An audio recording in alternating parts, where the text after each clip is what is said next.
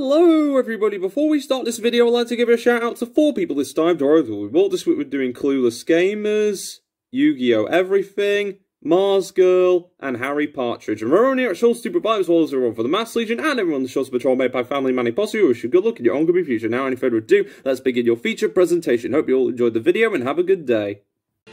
Hello everybody, my name is Seanster and welcome everybody to the long-awaited series of Seanster Plays Yu-Gi-Oh! Master Duel. So, now that we're here, I think it might be appropriate of me to tell you what's going to be going down this series, because unlike games like Yu-Gi-Oh! Duel Links and Yu-Gi-Oh! Legacy of the Duelist, this game doesn't really have much to say on the Yu-Gi-Oh! Anime side of things, but this particular game, with its story mode, focuses on the lore of each individual archetype. Say if you had, I don't know, some lore about the Monarchs, or lore about the Elemental Lords, or even lore about Demise King of Armageddon, for example. That is where the solo mode is at, and although it may not be, as hype as Legacy of the Duelist Link Evolution, to be fair, but because this is still the PS5 era, I hope that this series will be just as epic as we go into the lore of each individual arc.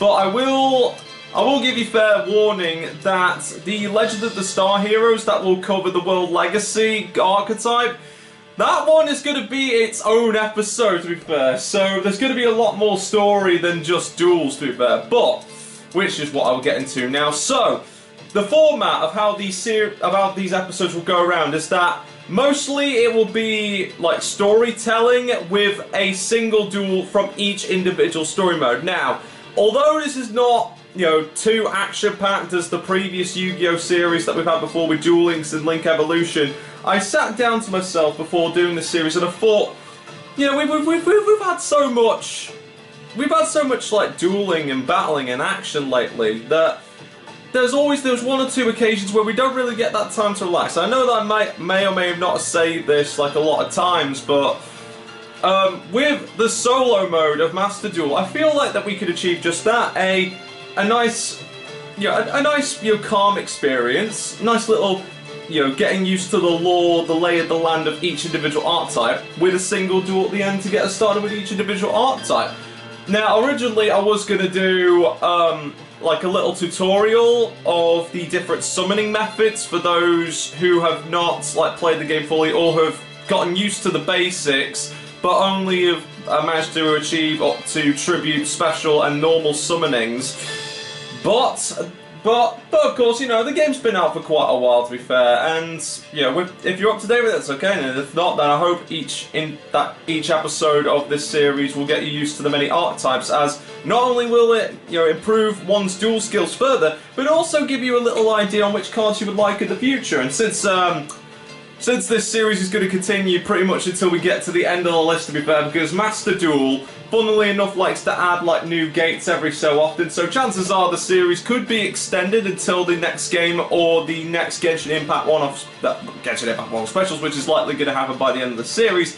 But again, I really hope, although this isn't completely action-packed and more story-based, kind of more lore than action, I hope it will still be a good series all the same, and I hope that everyone will join me as the Seanster 2.5 Kazuki Takahashi School of Dueling is now open for business until series end, and I hope to share each and every lore of this game with every single one of you, and maybe we'll have a cool few duels along the way, and win or lose, I hope it will be a great journey all the same. That's going to be one of our rules, to be fair, because we will be using the loner decks in this series, and win or lose, don't worry, we'll still get some in there. And even though we will lose, this will not only help with expanding one's mind on the lore of each individual archetype, but it'll also help with sportsmanship too. Saying a good few examples, but I digress. So before we start this video, I'd just like to put at least a couple announcements in there, only 2.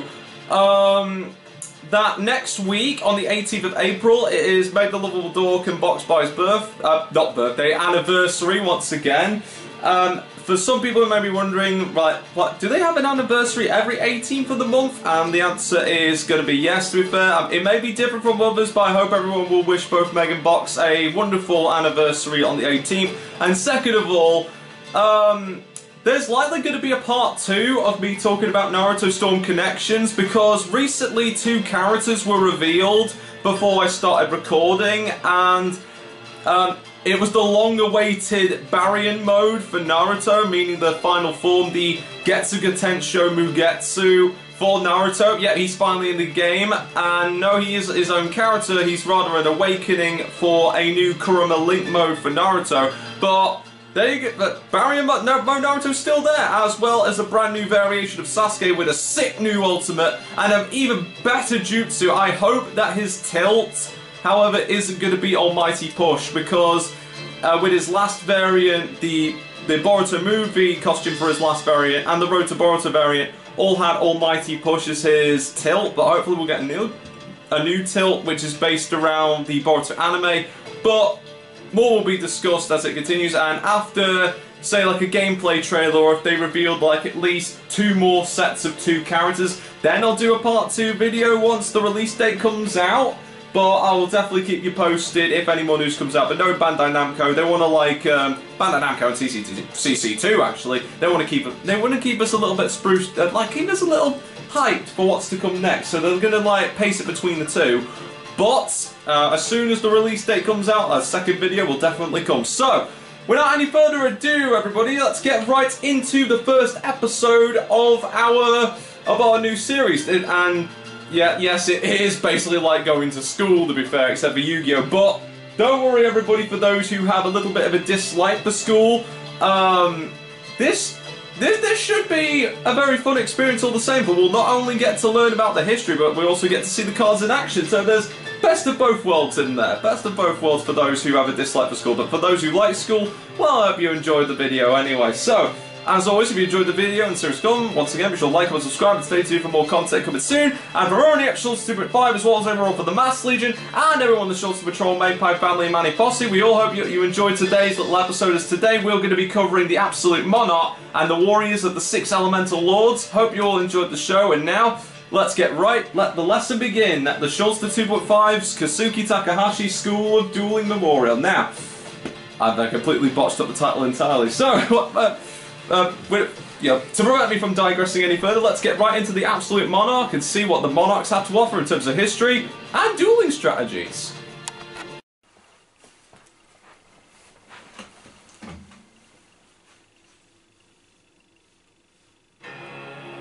In this world, some beings embodied the concept of destruction. Their dignified appearance and behaviour were like those of the Monarchs. No one knew for what purpose the Monarchs sought the destruction of the world. They wield their paranormal powers and reduce everything in their sight to nothingness. Thunder booms before them, and trees turn brittle. They boil the mountains and crack the earth. They conjure storms and submerge all into unfathomable darkness. The world steeped into turmoil and rage, subsumed by violence. And when there is nothing more to destroy, they move to the next land, searching for more destruction. All that witness this great destruction shudder in fear. It is the fate of any unfortunate enough to be in their path to despair for an instant. And among the destroyers of this world, there is an Alpha. Its overwhelming power of intimidation lies over destroyers prone, and it possesses untold strength. Erebus, the Underworld Monarch. Erebus, the Underworld Monarch, sits on his throne in the darkest of darkness, looking on the destruction of the world as if it were the most natural thing in the world.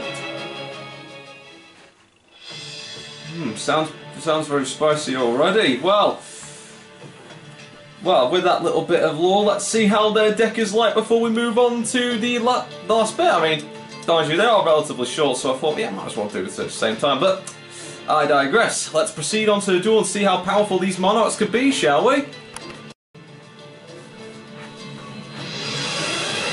And now, the world of dueling is open to us once again. Okay, and we've got ourselves a very good starting hand.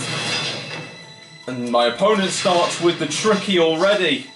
But thank goodness he didn't have any monsters to tribute with. But, still got to be careful. I draw. And already we got Erebus, the Underworld Monarch. Right, so I've got 3 level 8 monsters in my hands. So, I start my turn by activating the spell card Trading. I now discard my Riser, the Mega Monarch, to draw 2 cards. Not good. But nothing I can't come back from. I activate Tenacity of the Monarchs. I can now reveal the Mega Monarch that I got in my hand and gain a spell or trap card with Monarch in its name from my deck to my hand. Next, I activate the spell card Trading once again, and I discard my Grandmark to draw 2 additional cards. And next, I play 1 card face down, and then I'll play another card face down, and then I'll activate the spell card Restoration of the Monarchs to return from the great beyond my Grandmark, the Mega Monarch. But I'm not done yet. Next, I will tribute my Grandmark in order to tribute summon Mobius, the Mega Monarch. And thanks to Mobius' special ability, when this card is tribute summoned, I can target up to 3 spell and trap cards on the field, so my opponent's face down is no more. Ah, tricky spell. That means that when he sends his Tricky to the graveyard, he gets to special summon a Tricky token based on the number of monsters I have. But at least I managed to see what it is, at least. Now, it is time. Mobius, the Mega Monarch, attack with your Glacial Dominance! And with that, I end my turn. Of course, while people would want to use all the Monarchs, using at least 1 or 2 Monarchs is highly recommended if you want to have balance in your deck. So, let's have a little look. So, the Monarch Stormfront can once per turn, during this turn, if you would tribute summon a monster for a tribute summon, you could tribute 1 monster your opponent controls, even though you don't control it. Well, I might as well save that for the time being, in case I need it, and I've got Pot of Extravagance to gain more cards, and he ends his turn just like that, okay. Well, I'm gonna man up my munitions, or amp up the munitions, sorry, and then special summon my first Monarch. And thanks to its special ability, I can discard 1 card and declare an attribute. So goodbye, Erebus, the Underworld Monarch, and I will make it a fire element. And I won't do anything, I'll just end my turn there. And now, I draw. Another Trading. Good, but I'll activate another Pot of Extravagance. I ban... Oh, this is the first Pot of Extravagance I'm playing. I'm getting it confused with Trading, dagnabbit. Right, and with Pot of Extravagance, I can discard up to 6 cards in my extra deck to draw the number of cards up to the cards that I choose. If I choose to banish 3 cards, I get to draw 1 card. But if I banish 6 cards, I get 2 cards. And from my... Ooh, what's this? Oh, Erebus' effect activates. So, when this card is in my graveyard, I get to discard 1 Monarch spell or trap card, like so, along with my Rise of the Mega Monarch. Back to the hand you go. Oh, okay, just like that. Alright, well, I now... Okay, I guess I can't tribute my Rise. Okay, never mind, never mind. Well, I guess I'll just attack with Mobius the Mega Monarch and see how it goes. So if I had, say, for Starlos the Mega Monarch, I would have been able to tribute the first Monarch, and it counts as 2 tributes for a tribute summon of a monster with the same attribute. But it's all a part of the learning curve. Ooh, wow, let's see. I activate Erebus' effect again, and discard another Monarch spell card to bring back my Grandmark. And no, I won't do that. I'll instead just bring back my Grandmark, thank you. Very interesting. He's ending his turn just like that. I hope we're not going to have another zone situation before this duel ends, right? Oh, surely not. Well, one way to find out. I activate the spell card Trading. I now discard Grand Mark again to draw 2 cards, and then activate Erebus, the Underworld Monarch's effect, banish or send this card to the graveyard, and add Erebus, the Underworld Monarch, back to my hand. Like so. And now I get to draw another 2 cards. Yeah, but I can't really... Because... Oh, wait a minute. Attribute 1 monster with attribute summon monster. Oh, okay. So, I may have done bad right now, because I thought I couldn't tribute summon my monster, but it appears I can. But nah, I was right to do so, because I can only treat it as 2 tributes for a monster with the same attribute. I did right. Don't know what I was thinking of for a second there. Right. So, first off, I'll start by summoning Ida, the Heavenly Squire. And I may have just done a foul play right there, but nothing I can't handle. So, I'll move into attack. Mobius, do your thing. And I'll attack with Ida. That should be all, and I end my turn there. Okay. Okay, just one face down, okay. Okay. See how this progresses. I draw. The Monarchs erupt. Okay, let's see what's in my graveyard. Oh! Panthesium of the Monarchs. So, when this card is... Let's see, you can banish this card from your graveyard, reveal 3 Monarch spell and trap cards from your deck, your opponent chooses 1, and then it's added to the hand. Sweet! Sweet! Okay, well I choose Return of the Monarchs, March of the Monarchs, and Tenacity of the Monarchs. Okay, he's going with Return of the Monarchs, so that's what I'll do. I play Return of the Monarchs. Won't do that. But now that I have 2 monsters on my field, I can now tribute the first Monarch and Ida the Heavenly Squire to tribute summon Riser the Mega Monarch. And thanks to Riser's ability, his spell card is now returned to the deck. Oh, what's the part of Extravagance? Is it coming back to my hand? No. Oh, just returned to the deck. Well, still good, but since it hadn't had a chance to attack yet, Riser, the Mega Monarch, attacked the Emperor of the Dark Universe, the other universe. Sorry, I'm getting my 2 confused again. I can't speak English today. Attack the Emperor of the other dimension and win this duel. And with that is our first GG of the series. But it's not over yet. Let's see what kind of lore is awaiting us next for the end of the Monarchs page. Let's go. The advances of the Monarchs, who embody the very concept of destruction, continue. How many countless worlds must they have destroyed? Lightning storms, blizzards, lava, and seismic catastrophe, all manners of destruction assail the world. As they advance, the Monarchs grow ever stronger, perpetually pushing the boundaries of destruction. Their power defiles all matter equally. There is no way to discern whether or not the Monarchs are aware of what they destroy. They advance thoroughly, expunging all that enters their field of vision, no matter the scenery. However, in a land reduced to rubble, from the heavens descended a creator. Aether, the Heavenly Monarch.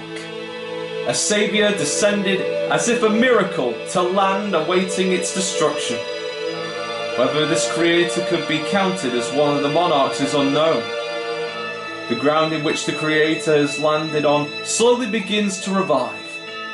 A day will surely come when this land regenerated by the creator will be destroyed again. Nevertheless, with no reward, Aether the Heavenly Monarch fills this ruined world with the light of rebirth. And with that shall be the lesson of the Monarchs. So, let's proceed onward to the six elemental sabers, shall we? To end off this week's lessons, or episode, should I say? Sorry, I really need to not get into the teacher persona thing. It'll just fuel like one's ego a bit. Anyway, Alonzi.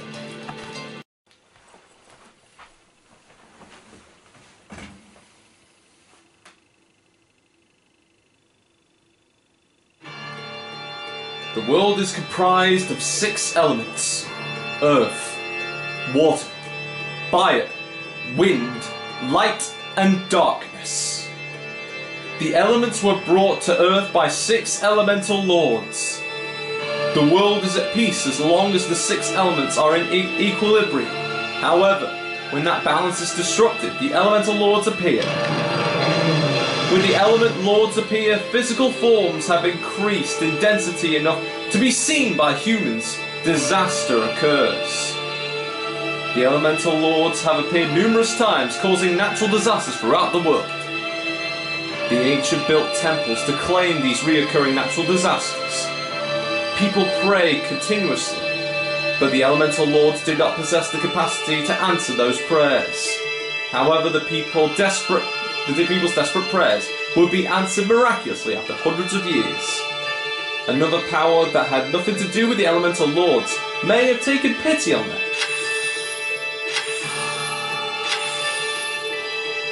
The element lords had chosen a handful of humans.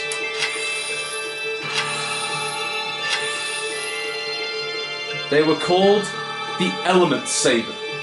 They served the elemental lords and maintained the order of the elements. Very, very interesting lord affair, chosen by the elemental lords. Well, let's see how strong they are, shall we? Here we go. And before we get right into the duel, I hope everyone's enjoyed the episode so far, and if you do, be sure to like, comment, subscribe, and stay tuned for more content coming soon. Now, let's proceed right to the duel and see how strong these elemental lords and sabers can really be in a duel. Here we are again, and oh, the field's changed. And this deck also has a pot of extravagance too. Very nice. It's got a field spell, Sogan, which means that all warrior and beast type monsters gain 200 attack and defense points. Foolish Burial. Good, but I still need to be wary of that face down. So to kickstart the duel off, I'll activate the spell card Foolish Burial. I can now send a monster from my deck to the graveyard. So, which card to send to the graveyard, I wonder? Who will it be? Well, I guess I'll send my Element Saber. I can't see it, but there we go. Thanks, Master Duel. La Paulina to the graveyard. And then I activate the spell. Oh, I guess I can't activate Pot of Extravagance anymore. So, oh, that's very interesting. Very interesting indeed. So, I activate the effect on my Element Save of La Paulina mana effect activates as I now send my Molina Glacier to the graveyard. My goodness, what a name. And my Element Saber Nalu to the graveyard. I can now special summon my mana to the field.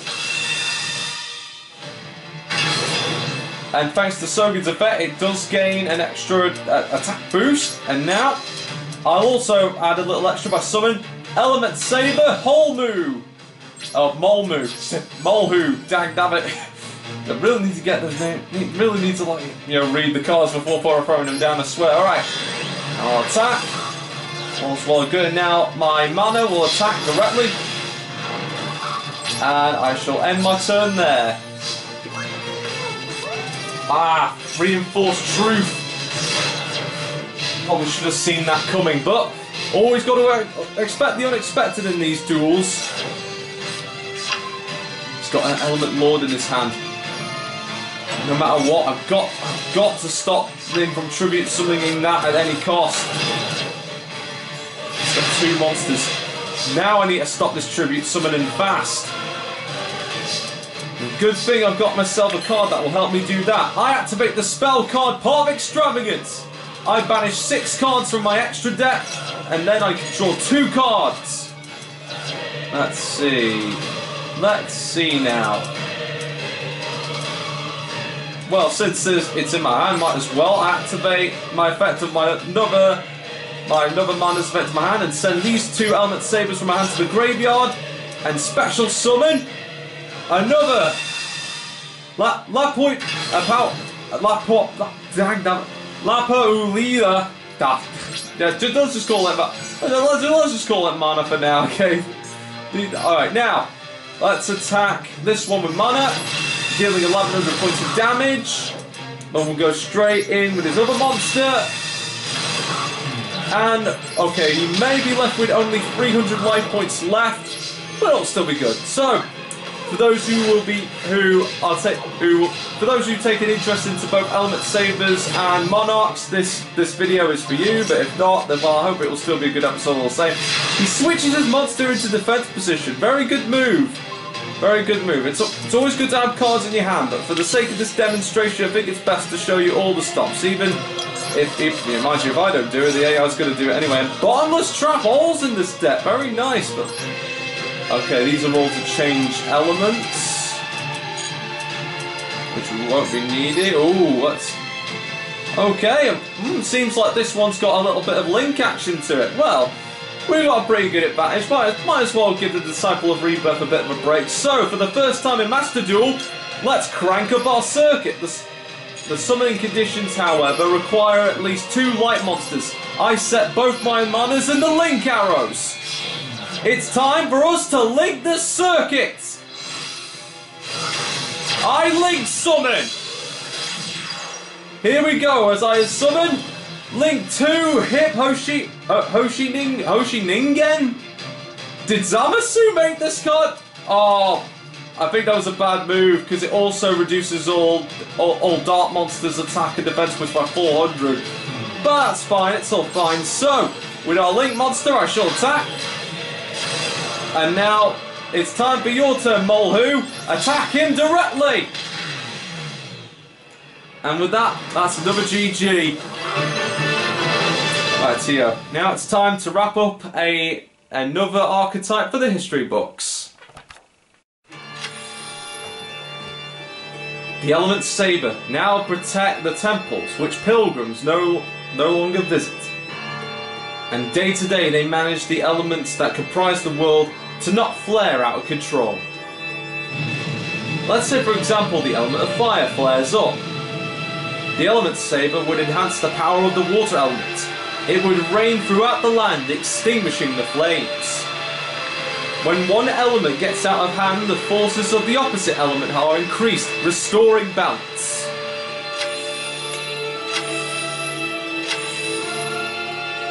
The Element Sabers inherit only a fraction of the Elemental Lord's authority, and cannot exercise all their power. Nor should the power make them feel as if they are gods.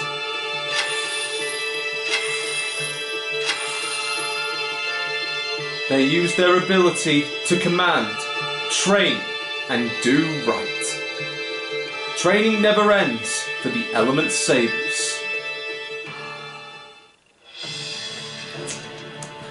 And training forevermore they shall be. So, after I believe that's this week's lesson dash episode done for today. So next week we will be covering Rune and Demise and the mystery of the megaliths. But for now, everybody, I'd like to thank everybody so much for joining me on this first episode of a brand new series. Although it may be different to all the series that we've done before, I hope it was still a good time. I really do hope so. And you know, all these adventures, all these episodes are only worth it with the company that it keeps, and I cannot be thankful for all your support. And if you enjoyed this video, be sure to like, comment, subscribe, and stay tuned for Yu-Gi-Oh! Master Duel coming later down the line. Although it's going to be... Yeah, it may be a little bit extended, to be fair, until the new game comes out, which will continue on with the PS5 era. I still hope it will be a good series all the same as we learn more about each individual archetype.